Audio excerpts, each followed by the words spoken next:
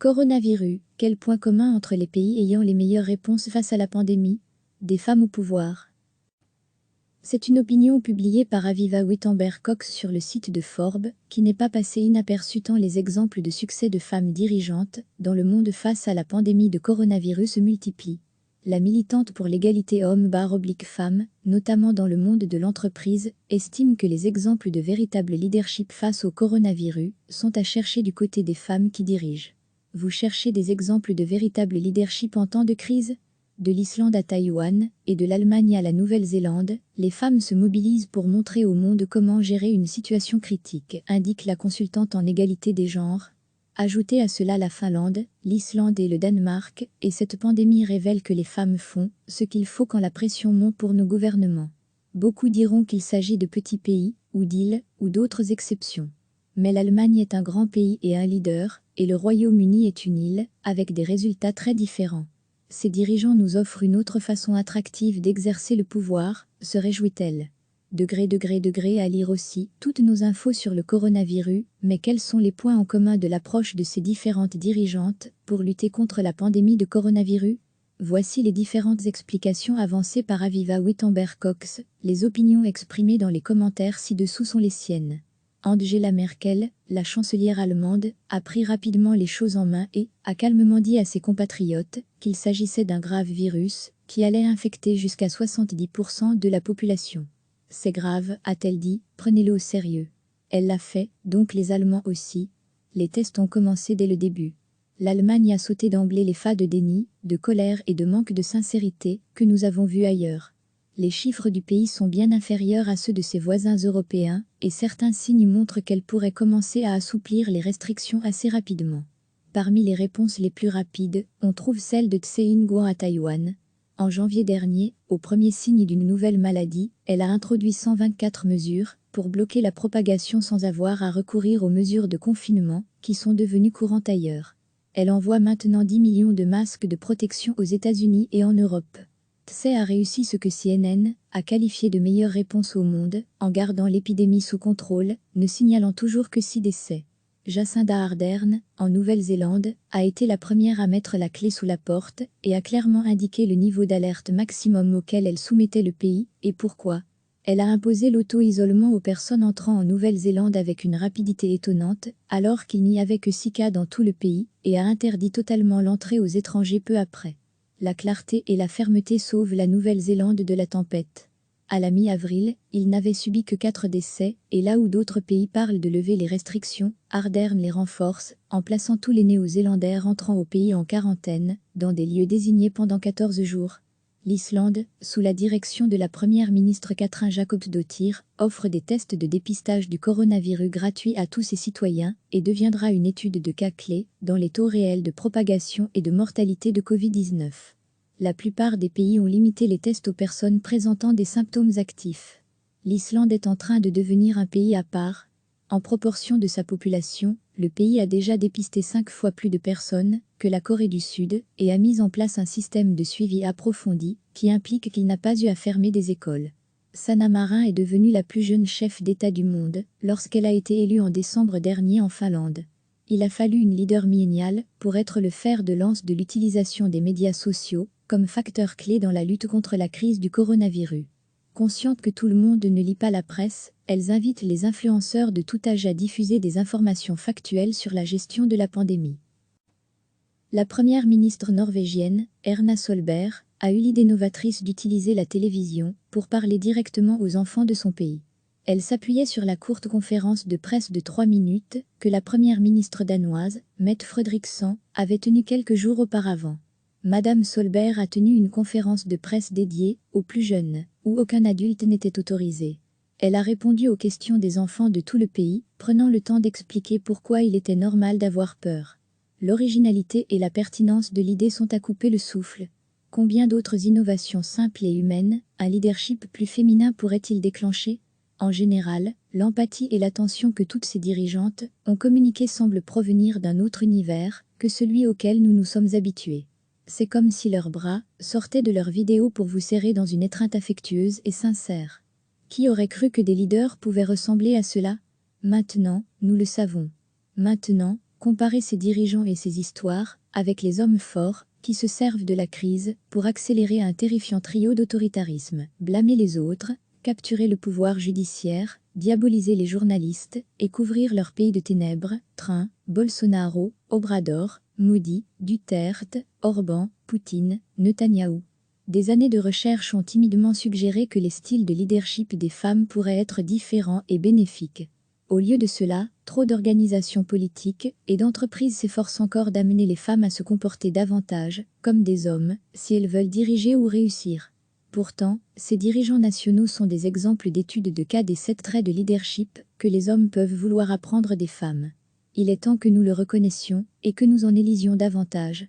Dans cette tribune, Aviva Wittenberg-Cox ne fait pas mention de notre première ministre Sophie Wilmès, dont le style semble également convaincre au-delà de nos frontières. France Inter écrit d'ailleurs à son sujet. Elle touche aussi le cœur des Belges dans ses discours devenus certes plus solennels, mais toujours aussi bienveillants, presque maternels. Le média français ajoute même, dans un pays constamment au bord du divorce, cette simplicité, doublée d'une autorité naturelle, est unanimement saluée par la classe politique. L'histoire ne retiendra pas que Sophie Wilmès a occupé ce poste par défaut, mais qu'elle l'a occupé avec beaucoup de talent, reconnaissent volontiers certains élus de l'opposition. Sur les quelques 200 pays du monde, seuls 23 d'entre eux sont dirigés par des femmes en 2020, soit 12% environ. Si la route pour plus d'égalité hommes-femmes en termes de responsabilité politique est encore longue, des exemples comme ceux-ci pourraient ouvrir la voie à toute une génération de femmes politiques engagées et prêtes à prendre les rênes du pouvoir. Recevez chaque matin l'essentiel de l'actualité. C'est une opinion publiée par Aviva Wittenberg-Cox sur le site de Forbes, qui n'est pas passée inaperçue tant les exemples de succès de femmes dirigeantes dans le monde face à la pandémie de coronavirus se multiplient. La militante pour l'égalité hommes/femmes, notamment dans le monde de l'entreprise, estime que les exemples de véritable leadership face au coronavirus sont à chercher du côté des femmes qui dirigent. Vous cherchez des exemples de véritable leadership en temps de crise ? De l'Islande à Taïwan et de l'Allemagne à la Nouvelle-Zélande, les femmes se mobilisent pour montrer au monde comment gérer une situation critique, indique la consultante en égalité des genres. Ajoutez à cela la Finlande, l'Islande et le Danemark, et cette pandémie révèle que les femmes font ce qu'il faut quand la pression monte pour nos gouvernements. Beaucoup diront qu'il s'agit de petits pays, ou d'îles, ou d'autres exceptions.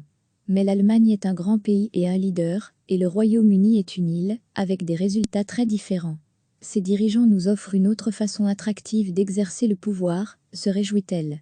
Degré à lire aussi toutes nos infos sur le coronavirus, mais quels sont les points en commun de l'approche de ces différentes dirigeantes pour lutter contre la pandémie de coronavirus ? Voici les différentes explications avancées par Aviva Wittenberg-Cox. Les opinions exprimées dans les commentaires ci-dessous sont les siennes. Angela Merkel, la chancelière allemande, a pris rapidement les choses en main et a calmement dit à ses compatriotes qu'il s'agissait d'un grave virus qui allait infecter jusqu'à 70% de la population. C'est grave, a-t-elle dit, prenez-le au sérieux. Elle l'a fait, donc les Allemands aussi. Les tests ont commencé dès le début. L'Allemagne a sauté d'emblée les pas de déni, de colère et de manque de sincérité que nous avons vus ailleurs. Les chiffres du pays sont bien inférieurs à ceux de ses voisins européens, et certains signes montrent qu'elle pourrait commencer à assouplir les restrictions assez rapidement. Parmi les réponses les plus rapides, on trouve celle de Tsai Ing-wen à Taïwan.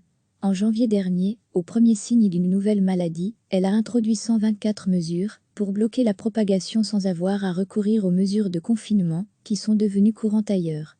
Elle envoie maintenant 10 millions de masques de protection aux États-Unis et en Europe.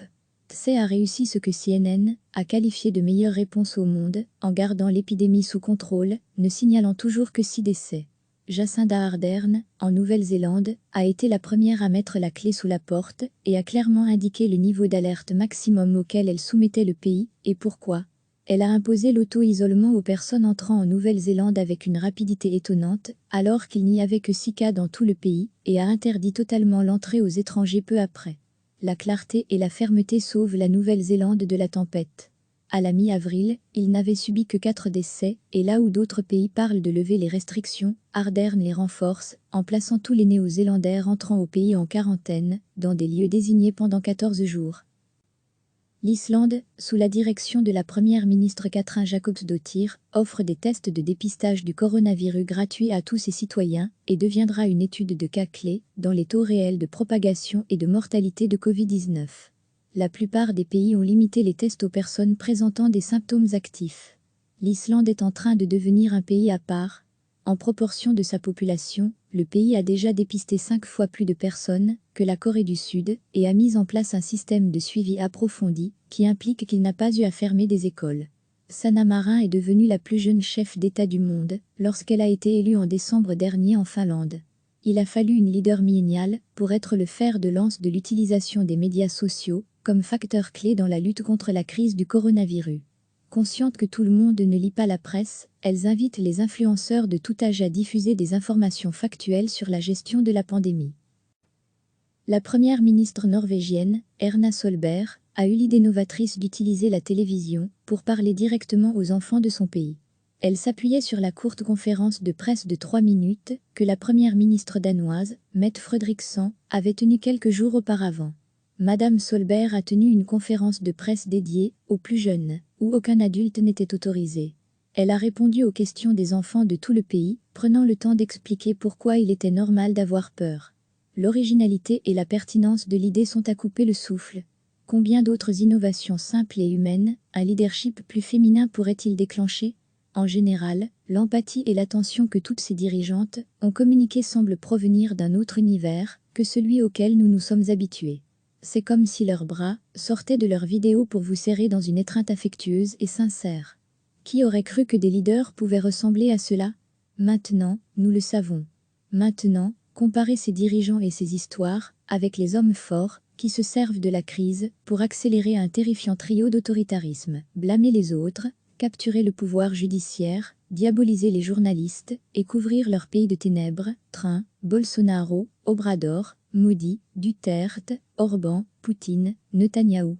Des années de recherche ont timidement suggéré que les styles de leadership des femmes pourraient être différents et bénéfiques. Au lieu de cela, trop d'organisations politiques et d'entreprises s'efforcent encore d'amener les femmes à se comporter davantage comme des hommes si elles veulent diriger ou réussir.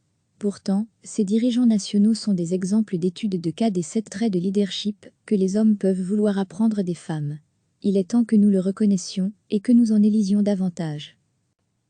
Dans cette tribune, Aviva Wittenberg-Cox ne fait pas mention de notre première ministre Sophie Wilmès, dont le style semble également convaincre au-delà de nos frontières.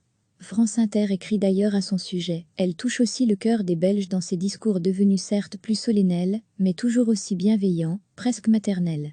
Le média français ajoute même, dans un pays constamment au bord du divorce, cette simplicité, doublée d'une autorité naturelle, est unanimement saluée par la classe politique. L'histoire ne retiendra pas que Sophie Wilmès a occupé ce poste par défaut, mais qu'elle l'a occupé avec beaucoup de talent, reconnaissent volontiers certains élus de l'opposition. Sur les quelques 200 pays du monde, seuls 23 d'entre eux sont dirigés par des femmes en 2020, soit 12% environ. Si la route pour plus d'égalité hommes-femmes en termes de responsabilité politique est encore longue, des exemples comme ceux-ci pourraient ouvrir la voie à toute une génération de femmes politiques engagées et prêtes à prendre les rênes du pouvoir. Cliquez sur s'abonner pour recevoir les dernières nouvelles.